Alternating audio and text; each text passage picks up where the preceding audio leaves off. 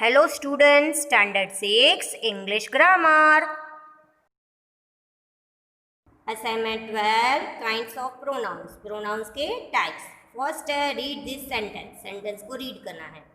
John is absent because John is ill. John absent है क्योंकि वो बीमार है. Though the above sentence is correct.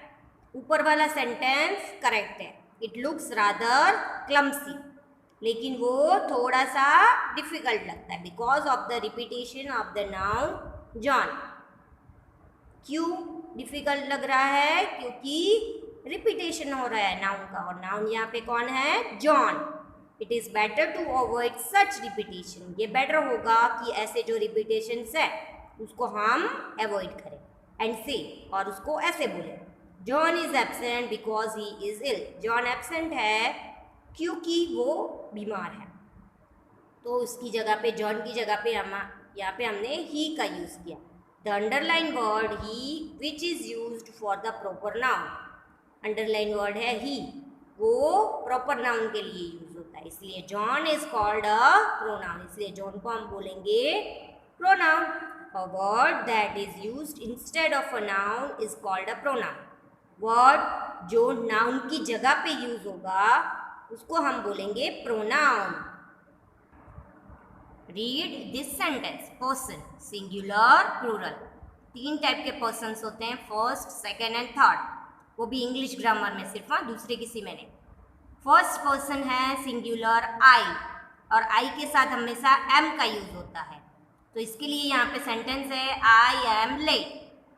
अभी फर्स्ट पर्सन सिंगुलर का प्लूरल हम करेंगे, तब क्या करेंगे? आई का कर देंगे वी, और एम का कर देंगे आर, और लेट का लेट, ऐसे ही रहेगा. तो ये जो सेंटेंस है सिंगुलर वाला फर्स्ट पर्सन का, उसका प्लूरल हो जाएगा वी आर लेट.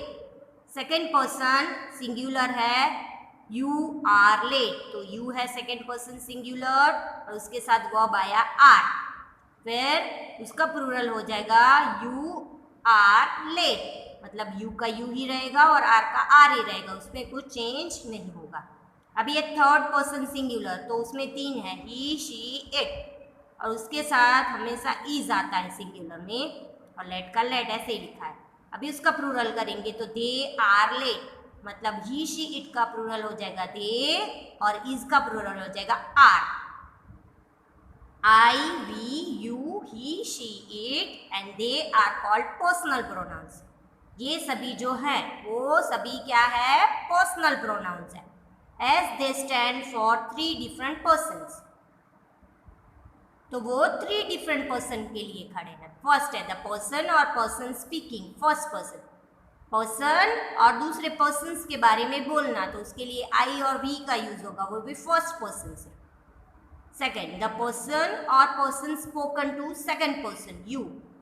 पर्सन एक के बारे में या तो दूसरे किसी के बारे में, सेकेंड पर्सन के बारे में बोला गया है, तब यू का यूज होगा. ऐसे बोलेंगे ना, you are smart. Third the person और person spoken of third person he she it they.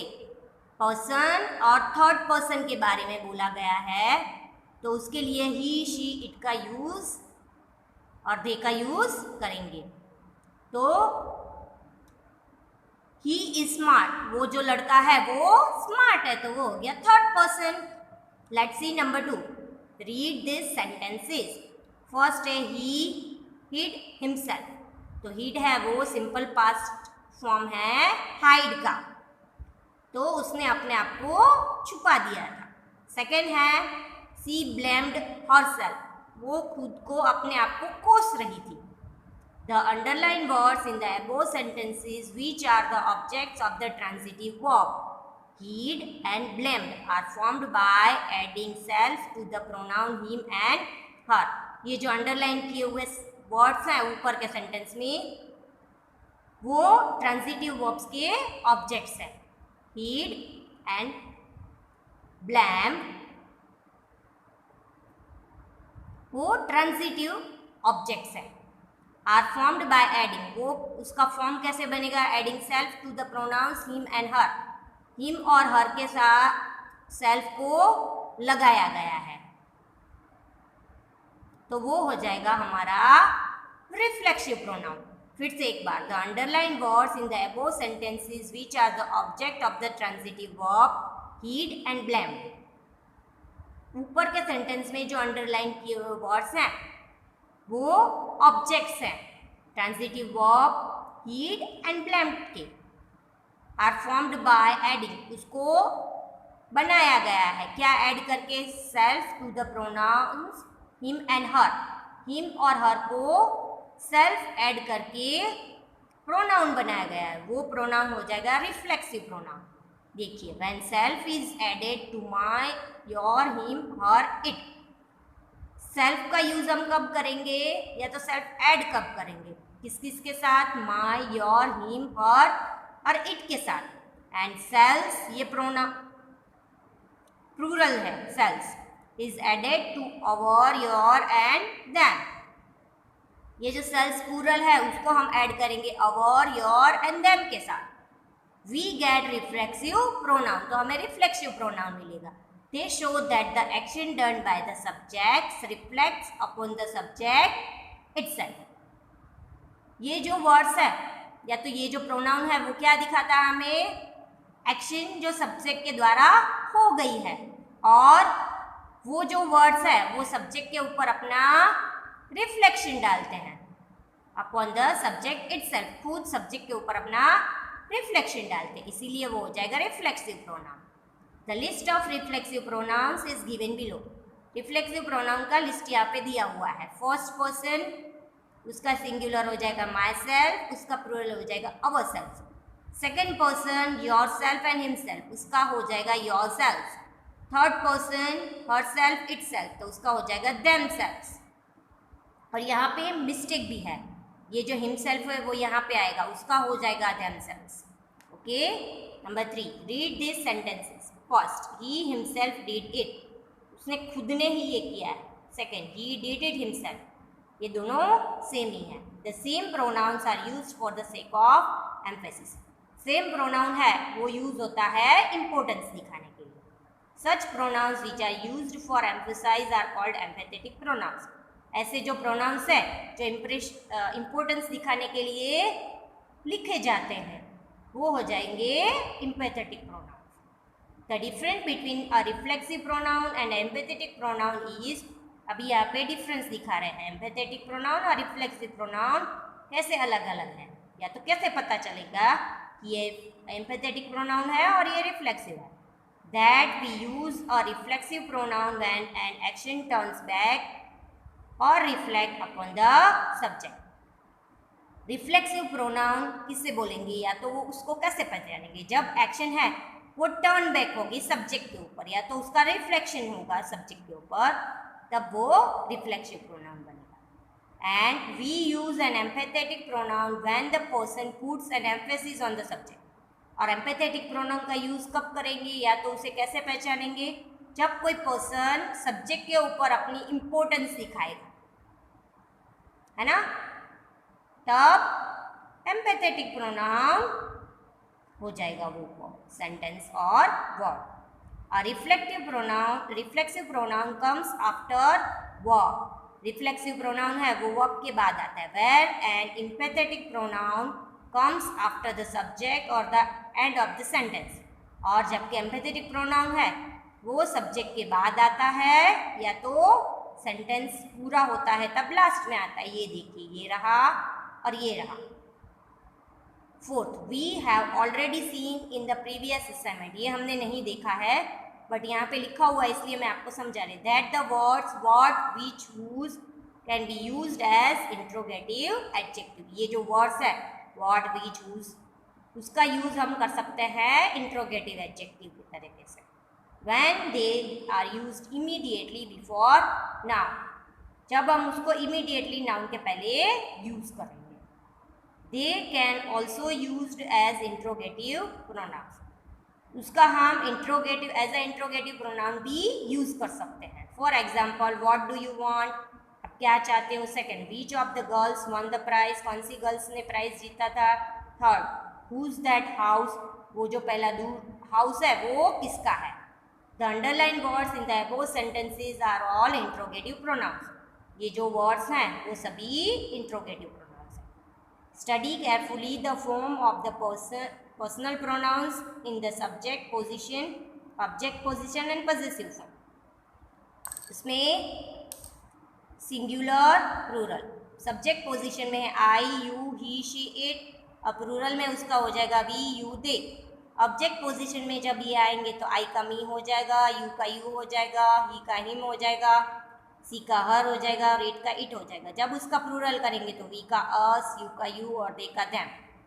Possessive form, आई का हो जाएगा पॉजेसिव फॉर्म माय, यू का हो जाएगा योर, ही का हो जाएगा हीज, सी का हो जाएगा हर, इट का हो जाएगा इट्स. जब उसका प्लूरल करेंगे पॉजेसिव फॉर्म में तो वी का हो जाएगा अवर, यू का हो जाएगा योर, दे का हो जाएगा that. Let's see the exercise 1. Fill in the blanks with the correct form of the personal pronoun selected from the given bracket. Blanks fill करनी है करेक्ट पर्सनल प्रोनाउन के फॉर्म का यूज करके ब्रैकेट में से ऑप्शन सिलेक्ट करके. First है we made as many as run as dash they और देम. हम उनकी तरह बहुत सारे रन्स बना सकते, तो दे नहीं आएगा, आ जाएगा them. Second, she can sing as sweetly as dash. वो गा सकती है स्वीटली एज ऑप्शन है मी, आई, माई. तो मी मेरी तरह से. Third, between her and dash she is clever. Between her मतलब वो जो लड़की है उसके और मेरे बीच में वो लड़की क्लेवर है, तो आई और me. Between her and me she is clever. Fourth, my brother and dash will visit your house. I और मी, मैं और मेरा भाई, मेरा भाई और मैं विल विजिट योर हाउस. है ना, ये फर्स्ट पर्सन आया मैं, इसीलिए यहाँ पे आई का यूज हुआ. Number 5, if I were dash I wouldn't do it. If I were अगर मैं वो होता तो मैं ये नहीं करता. तो यहाँ पे हिम और ही दिया हुआ है तो आंसर आएगा ही. If I were he I wouldn't do it. अगर मैं वो होता तो मैं ये नहीं करता. 6, let him and dash try to complete this job. I and me. Let him and me try to complete this job. उसे और मुझे ट्राई करने दो ये जॉब कंप्लीट करने की. 7, this is not our house, it is dash house. They or that. ये हमारा घर नहीं है, it is their house. they नहीं आएगा, their है, ये उसका घर है. Number 8 to 14, you have to write the answer with your own. Exercise 2.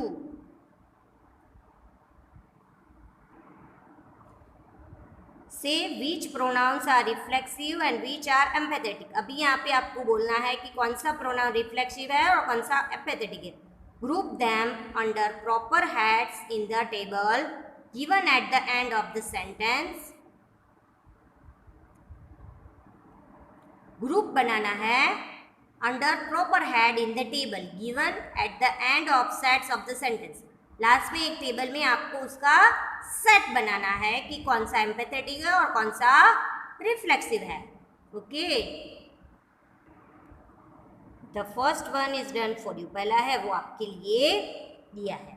First है आई माई सेल्फ विल गो.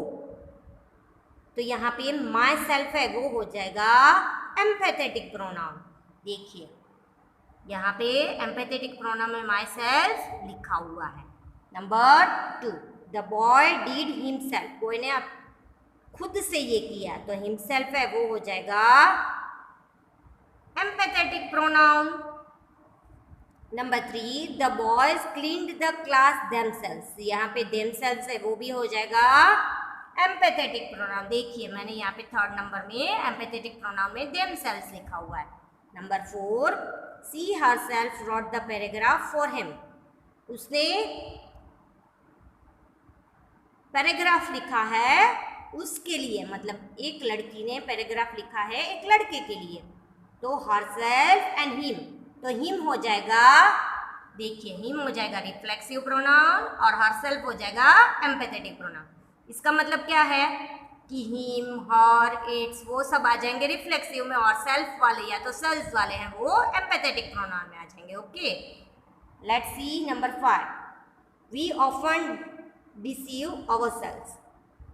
हम कभी कभी अपने आप को डिसीव करते, मतलब बताते हैं कि हम ऐसे नहीं हैं.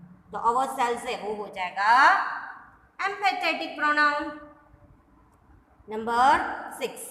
The chief guest adjusts the mic himself. Chief guest ने खुद ही माइक को एडजस्ट कर लिया, तो हिमसेल्फ है वो क्या हो जाएगा एम्पैथेटिक प्रोनाउन. फिर है number 7. The thieves blamed themselves for the mistake. वो जो चोर थे वो अपने आप को ब्लेम करने लगे अपनी मिस्टेक के लिए. ब्लेम मतलब अपने आप को कोसने लगे कि हमने ये मिस्टेक की थी. तो themselves है वो क्या हो जाएगा, देखिए यहाँ पे एम्पैथेटिक प्रोनाउन. ओके, सो 8 से लेके 15 तक आपको होमवर्क में करना है. I hope you all understand this assignment very well and you have to write the answer in your textbook. Thank you.